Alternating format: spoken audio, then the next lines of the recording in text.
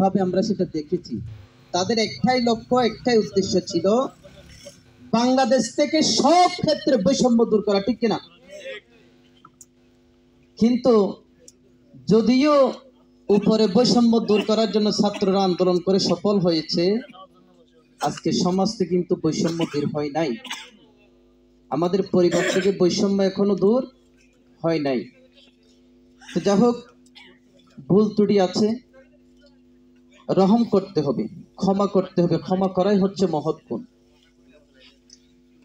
তো যাই হোক, এ পর্যায়ে আমি আসলে ওই কথা কিন্তু সংক্ষেপ, অর্থাৎ ফাঁকে ফাঁকে কথাগুলো একেবারে সংক্ষেপ হওয়া দরকার। আমি তার বেশি হয়ে যাচ্ছি, এই জন্য এ পর্যায়ে আমি আচ্ছা প্রথমে একটা জিনিস জানতে চাই, সামনে আপনারা কেউ স্বইচ্ছায় বক্তব্য হোক বা আপনার ভাষায় কথাবার্তা হোক, কেউ কেউ কথা বলবেন কিনা? যদি বলেন একটু কষ্ট করে হাত তোলেন, আমি এখানে লিখে নিই, পরবর্তী ইনশাল্লাহ আপনাকে সুযোগ দেওয়া হবে। যে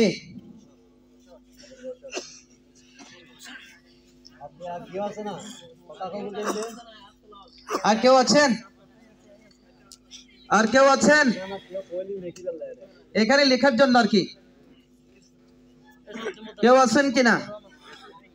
আচ্ছা যাই হোক, এ পর্যায়ে আমি সংক্ষিপ্ত আকারে বক্তব্য উপস্থাপন করার জন্য সবিনয় করছি দাঁতপাড়া বাজার কেন্দ্রীয় জামে মসজিদের সম্মানিত পেশ ইমাম, অত্র মসজিদ পরিচালনা পরিষদের সম্মানিত সভাপতি আলহাজ কারি ইলিয়াস সিদ্দিকী সাহেবকে ওনার মূল্যবান বক্তব্য উপস্থাপন করার জন্য সবিনয় করছি।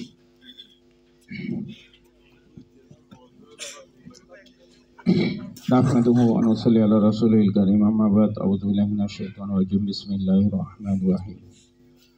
কুল ইন তুখফু মা ফি সুদুরিকুম আও তুবদুহু ইয়া'লামুহুল্লাহ ওয়া ইয়া'লামু মা ফিস সামাওয়াতি ওয়া মা ফিল আরদ ওয়াল্লাহু আলা কুল্লি শাইইন কাদির।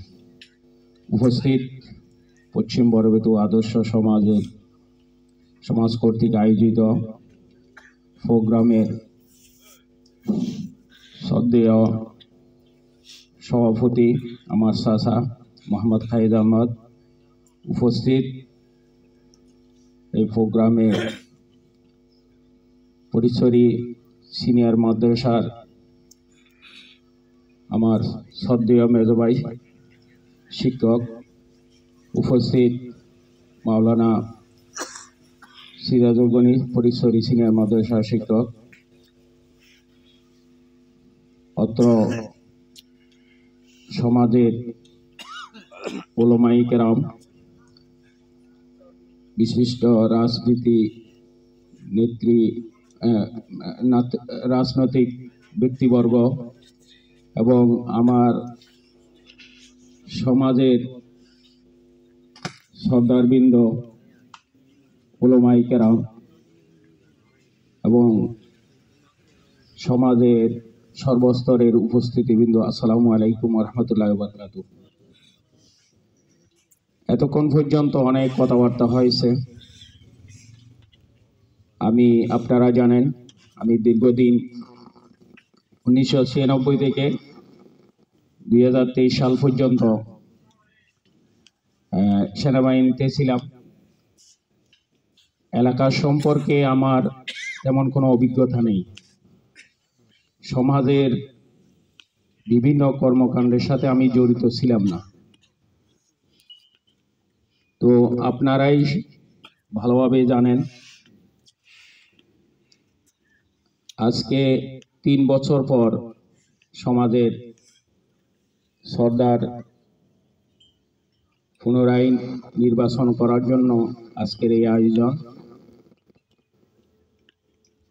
আল্লাহ রাব্বুল আলামিন কোরআনে বলছেন, কুল ইন তুখফু মা ফি সুদুরিকুম আও তুবদুহু ইয়া'লামুহুল্লাহ, যে বলুন তোমাদের অন্তরে যা তোমরা গোপন করো, যা প্রকাশ করো, সব বিষয় সম্পর্কে আল্লাহ রাব্বুল আলামিন অবগত আছেন। ওয়া ইয়া'লামু মা ফিস সামাওয়াতি ওয়া মা ফিল আরদি ওয়াল্লাহু আলা কুল্লি শাইইন কাদির। আসমান এবং জমিনের মধ্যে যত কিছু আছে সব কিছু মালিক হচ্ছে কি? আল্লাহ রাব্বুল আলামিন। ক্ষমতাধর হচ্ছেন, একমাত্র সৃষ্টিকর্তা হচ্ছেন কে? আল্লাহ রাব্বুল আলামিন। আল্লাহ রাব্বুল আলামিন পবিত্র কোরআনে আরো বলেন, ইয়া আইয়ুহাল্লাযীনা আমানু তাকুল্লাহা হাক্কা তুকাতিহি ওয়া লা তামুতুন্না ইল্লা ওয়া আনতুম মুসলিমুন। হে ঈমানদার মুমিন বান্দাগণ, তোমরা আল্লাহকে ভয় করো যেভাবে ভয় করা উচিত, আর তোমরা মুসলমান না হয়ে মৃত্যুবরণ করো না। আল্লাহকে ভয় করার অর্থ হচ্ছে এই দুনিয়া জীবনে আমি যেহেতু মুসলমান হিসেবে আমাকে আল্লাহর হুকুম অনুযায়ী কি মেনে চলতে হবে। নবী করিম সাল্লাল্লাহু আলাইহি ইসলামের সুন্নাহ মোতাবেক আমাদেরকে জীবন যাপন করতে হবে। আমরা যে রমজান মাসে রোজা রাখি একমাত্র কাকে সন্তুষ্টির জন্য? আল্লাহ রাব্বুল আলামিনকে সন্তুষ্টির জন্য আমরা রোজা রাখি। ছোটকালে অনেকে ঘরের অন্ধকারে লুকিয়ে পানিতে ডুব দিয়ে পানি খাইছেন, তারপরে ঘরের এক কর্নারে গিয়ে লুকিয়ে কোনো কিছু খাইছেন। তখন মনে করতেন কেউ না দেখলে সমস্যা নাই, কিন্তু যখন বুদ্ধি হয়েছে তখন আমরা জানি কি কারো কাছ থেকে লুকাইলে হবে না।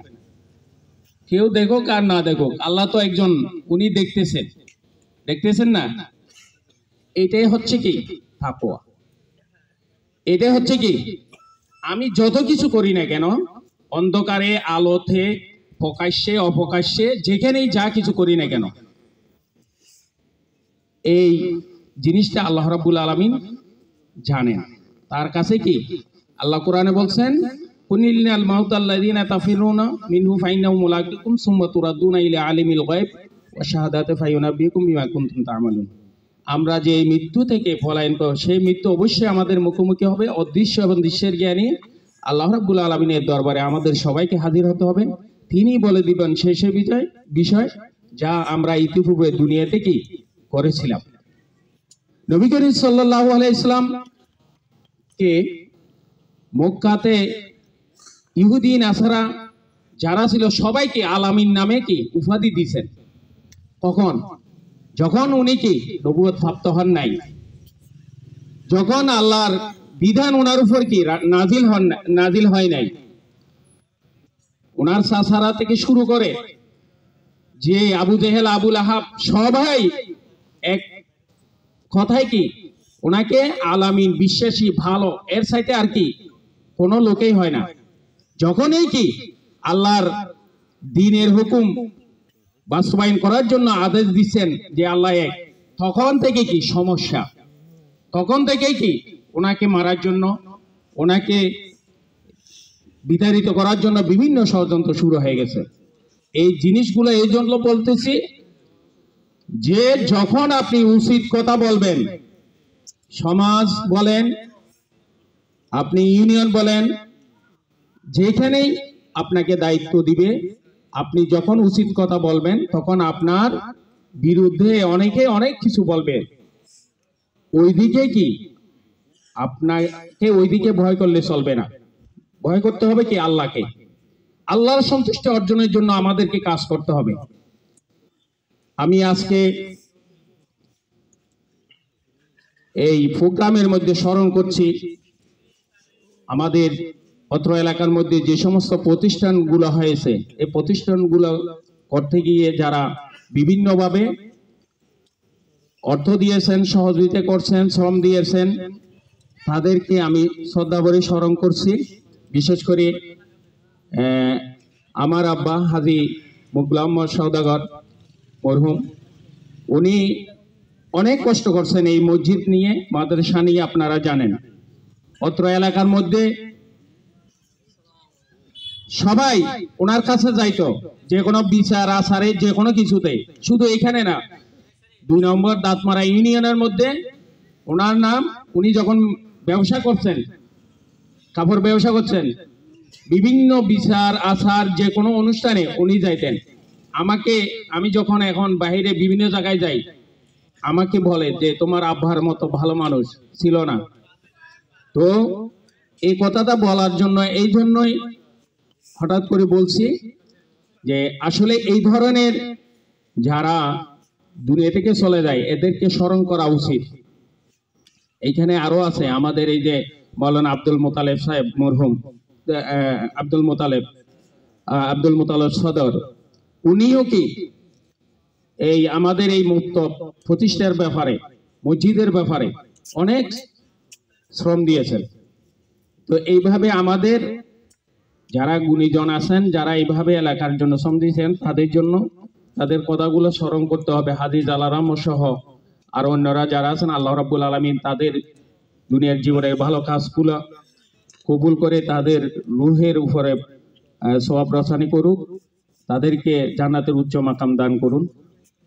আমি যে জিনিসটা বলতে চাচ্ছি সেটা হচ্ছে যে আমার ইতিপূর্বে অনেকেই বলছেন যে সমাজ পরিচালনার জন্য যারাই দীর্ঘ 3 বছর ছিলেন সমাজ পরিচালনার দায়িত্বে, অনেক ভালোভাবে দায়িত্ব পালন করছেন। আমি আপনাদেরকে দেখছি যে খুব সুন্দরভাবে আপনারা দায়িত্ব পালন করছেন। এই জন্য আমি আমার পক্ষ থেকে ওনাদের দুজনকে অশেষ ধন্যবাদ জানাই। ভবিষ্যতে যারা আসবেন, যাদেরকে আপনারা নির্বাচিত করবেন, একটা জিনিস মনে রাখবেন, এখানে আমি যখন চাকরিতে ছিলাম তখনও আমি শুধু একটা জিনিস চাইছি, পশ্চিম বড়বীতুয়া আদর্শ সমাজ। এখানে আমরা সবাই একতাবদ্ধ হওয়ার জন্য আমি সব সময় পরামর্শ দিতাম, সবাই যেন আমরা এক থাকি, সবাই যেন মিলেমিশে থাকি। আমরা বিএনপি, তারপরে আওয়ামী লীগ, জামাত, যেই দল করি না কেন, সমাজের মধ্যে যারা থাকবেন সবাইকে আমরা সমাজের বাসিন্দা, আদর্শ সমাজের কি বাসিন্দা। আমরা সবাই এক, আমরা সবাই এক। এখানে যতই মতের লোক থাকুক না কেন, আমরা সবাই এক মায়ের সন্তান হিসেবে আমরা কি এক থাকবো। এটাই হচ্ছে আমাদের শক্তি। আপনারা বিভিন্ন রকমের ছবিতে দেখবেন বা কখন শিকার করে, এই যে মেষের যে পালের মধ্যে একদম যেগুলো একদম জড়ো থাকে ওইখানে যায়, ওগুলো শিকার করে না, পিছনে দূরে পিছনে যেটা থাকে একা থাকে ওইটাকে শিকার করে। আপনারা ইতিপূর্বে দেখছেন আমাদের সমাজের মধ্যে বাহির থেকে বেশ কিছু লোক এসে আমাদের এখানে কি অনেক ধরনের মাস্তানি করে গেছেন, অনেক ধরনের, এক কথায় বলতে কি মাস্তানি করে গেছেন। আমরা যদি আজকে এক থাকতাম এই জিনিসগুলো হতো না, কেউ এসে এখানে আঙ্গুল তুলে কথা বলতো না। শুধু আমাদের দুর্বলতার কারণে এই কথাগুলো বলতেছে, এসে মহড়া দিচ্ছে, এসে বিভিন্ন ধরনের দাপট দেখাচ্ছে। কোনোদিন আমরা কামনা করি নাই যে এইখানে কি দুইটা সমাজ হবে। আমি সব সময় চাইছি কি সবাই একতাবদ্ধ হয়ে থাকুক। এখনো সময় আছে, আপনারা একতাবদ্ধভাবে থাকেন। যত ধরনের সমস্যা আমাদের যারা এই সমাজের দায়িত্ব পালন করবেন ওনাদেরকে বলবেন। ওনারা যদি ডিসিশন দিতে না পারেন তাহলে ওনাদের পরামর্শ ক্রমে মেম্বার আছে, চেয়ারম্যান আছে, নিয়ম অনুযায়ী কি আপনারা সামনের দিকে যাবেন। তবে সমাজের দায়িত্ব ভবিষ্যতে এই আপনারা যারা আমরা এখানে উপস্থিত আছি, আপনারা সবাইকে নির্ধারণ করবেন। আপনাদের আপনাদের এই সমর্থনে নির্ধারণ হবে জনগণের সমর্থন, সেটা হচ্ছে সবচাইতে বড় সমর্থন। জনগণ যাকেই সাপোর্ট দিয়ে বানাবে, এখানে আর কারো কোনো অধিকার নাই টু শব্দ বলা।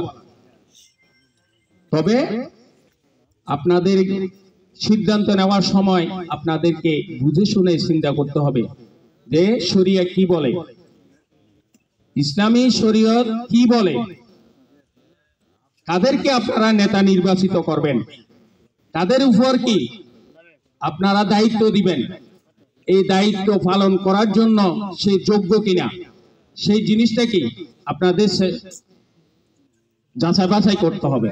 এটা আপনাদের দায়িত্ব। সুযোগ আসছে, এই সুযোগ বারবার আসবে না, আপনাদেরকে জবাবদিহি করতে হবে। যদি অন্যায় করেন তাহলে এটার জন্য কি জবাবদিহি করতে হবে আল্লাহর দরবারে। আমি পশ্চিম বড়বেতুয়া আদর্শ সমাজের সকল সর্বস্তরের এলাকার সবাইকে আল্লাহ রাব্বুল আলামিন কবুল করুন। এলাকার উত্তরোত্তর উন্নতি এবং অগ্রগতি কামনা করে আমি আমার সংক্ষিপ্ত কথা এখানে শেষ করলাম। আসসালামু আলাইকুম ওয়া রাহমাতুল্লাহ। আলহামদুলিল্লাহ, আমাদের মাঝে এসে উপস্থিত হয়েছেন অত্র এলাকার বিশিষ্ট আলেমে দ্বীন মিরসরাই কিয়ারহাট নূরিয়া সিদ্দিকিয়া দাখিল মাদ্রাসার সম্মানিত সহসুপার হযরত মাওলানা আব্দুল সামাদ আজাদ সাহেব, আমি ওনাকে আজকের এই অনুষ্ঠানের পক্ষ থেকে এবং আমার ব্যক্তিগত তরফ থেকে ধন্যবাদ এবং মোবারকবাদ জানাচ্ছি। আমি এ পর্যায়ে সামনের সারিতে যারা বসা ওনাদের পক্ষ থেকে একটু কথা বলার জন্য সবিনয় অনুরোধ করছি আমার পরম শ্রদ্ধেয় মুরব্বী জনাব আবুল বশর সাহেবকে। জনাব আবুল বশর সাহেব